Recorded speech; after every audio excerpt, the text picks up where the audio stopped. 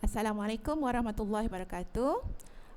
Hari ini kita akan belajar tajuk tema 3, penerokaan unsur dalam alam, bidang pembelajaran 9, kimia industri.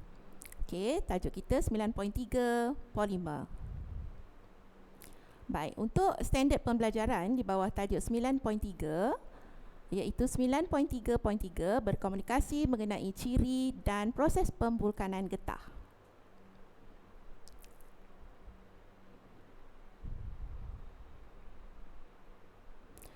Okey, kita terus kepada penerangan kita. Apa yang dimaksudkan dengan getah asli? Baik, mungkin ada murid-murid yang dah biasa, dah tahu apa dia getah asli. Tapi mungkin ada juga murid-murid yang tidak tahu apa yang dimaksudkan dengan getah asli. Baik, kita tengok di sini. Sebenarnya, susu getah asli atau kita sebut juga sebagai latex didapati apabila batang pokok getah ditoreh. Dan kita boleh tengok ya, susu getah asli diproses untuk menjadi getah asli. Polimer semula jadi ini banyak menyumbang kepada peningkatan ekonomi negara kita, ya, kerana susu getah adalah merupakan salah satu komoditi negara. Okey, kita tengok pula berkenaan dengan ciri-ciri getah asli. Okey, ni gambar pokok getah dengan susu getah, dan kalau murid-murid semua boleh nampak ya, ada susu getah asli cair, ada juga susu getah asli yang telah menggumpal.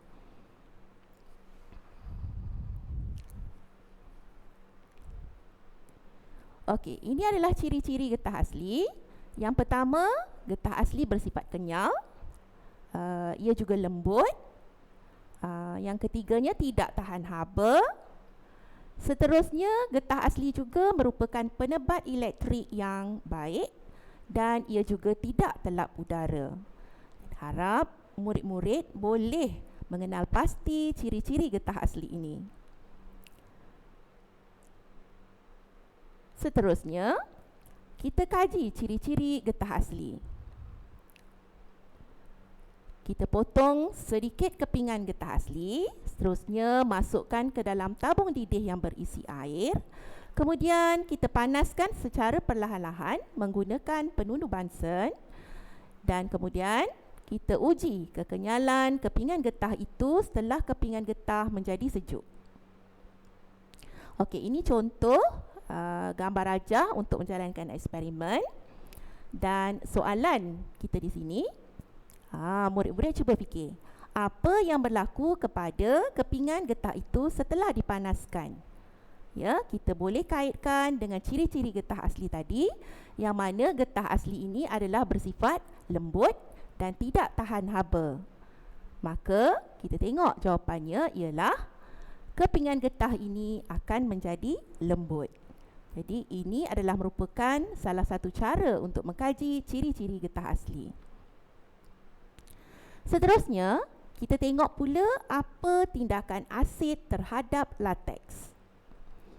Baik, yang pertama, di dalam latex sebenarnya terdapat molekul-molekul getah yang berbentuk rantai yang diselaputi oleh satu lapisan membran protein. Baik, kita tengok gambar rajah dekat sini.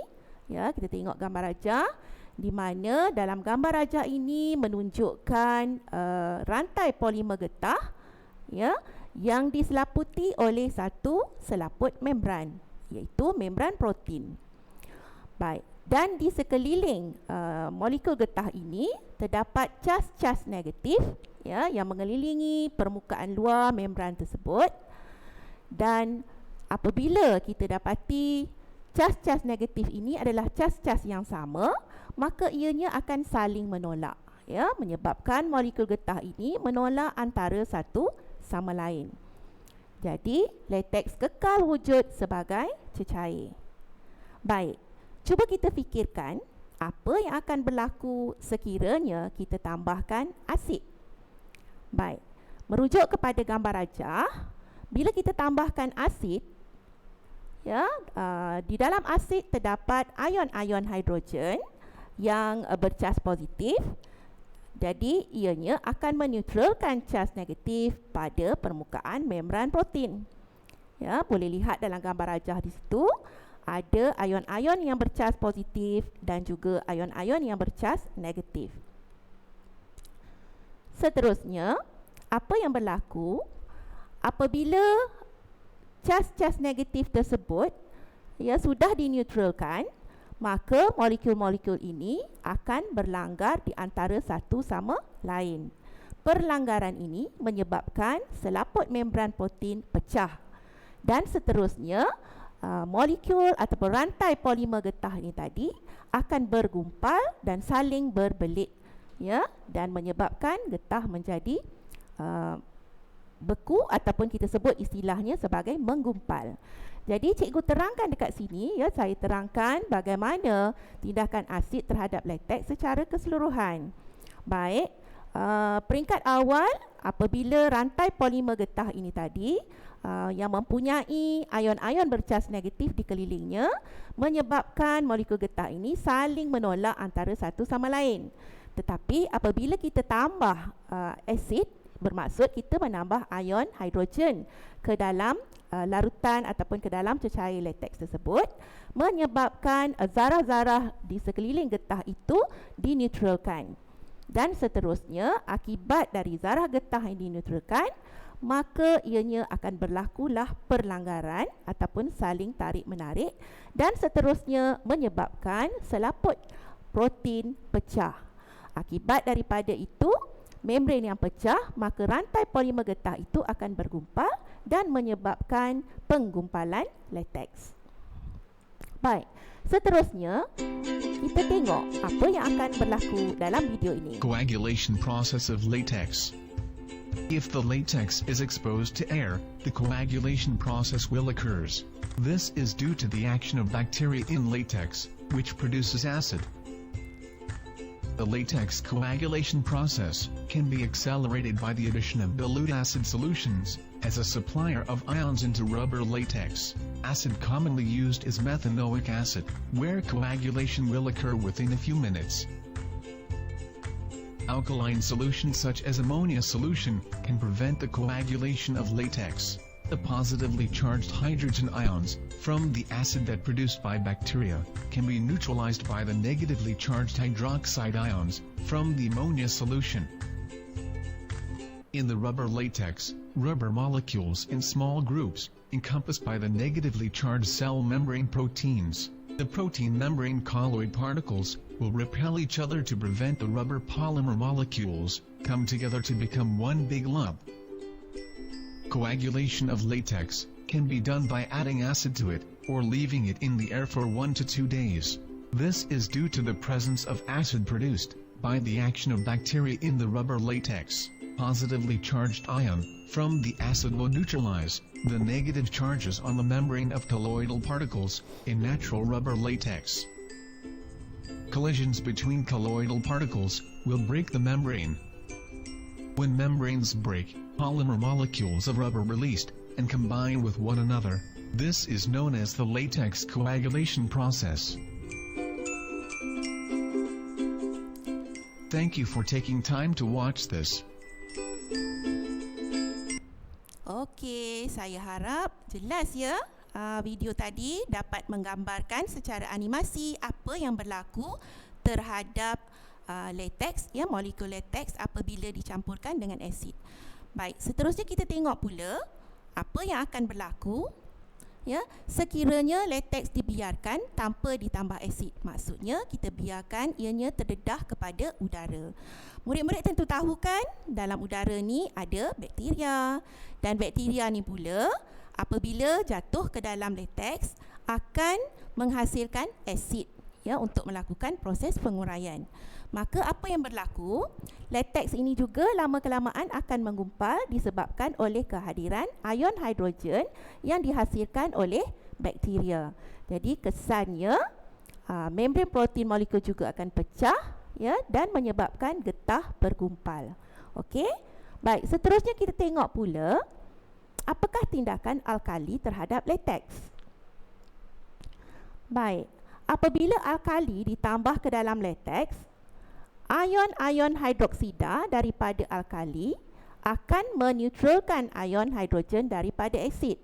Ini menerangkan sekiranya latex itu terdedah kepada udara, maksudnya dah ada ion hidrogen daripada yang dihasilkan oleh bakteria.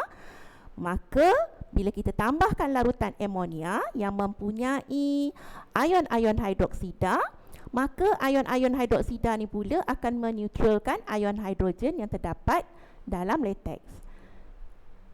Seterusnya kita tengok cas-cas negatif daripada alkali di situ, ya, kekal pada membran protein dan molekul tetap menolak antara satu sama lain dan tidak berlanggar. Maka kesannya molekul getah akan kekal dalam keadaan cecair. Ya, jadi itu adalah tindakan alkali terhadap latex. Baik, jadi saya ringkaskan ya penerangan tadi melalui gambar rajah ini, ya, di mana tindakan alkali ke atas latex, kita boleh tengok zarah getah yang dineutralkan dan seterusnya ianya akan menyebabkan apabila kita tambah alkali, cas negatif daripada alkali itu akan meneutralkan molekul getah, ya, dan menyebabkan berlakunya penolakan antara molekul getah. Jadi molekul getah kekal sebagai cecair. Baik, seterusnya kita tengok pula kesan asid dan alkali terhadap latex melalui aktiviti di makmal. Okey, Assalamualaikum warahmatullahi wabarakatuh. Hari ini kita akan buat uji kaji mengkaji kesan asid dan alkali terhadap latex ataupun getah asli. Baik, kita sediakan 3 bikar kat sini, ya.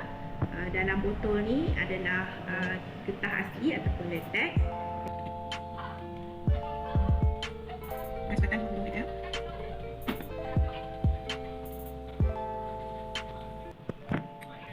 Seterusnya kita akan masukkan asid banyak 10 tipis ke dalam bikar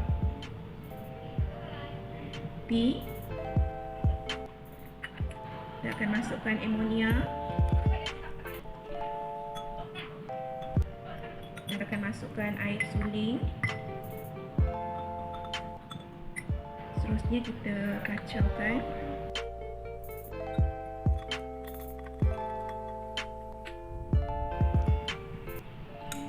Okey, kita boleh lihat di sini telah terdapat gumpalan latex dalam latex yang dicampurkan dengan asid etanoik.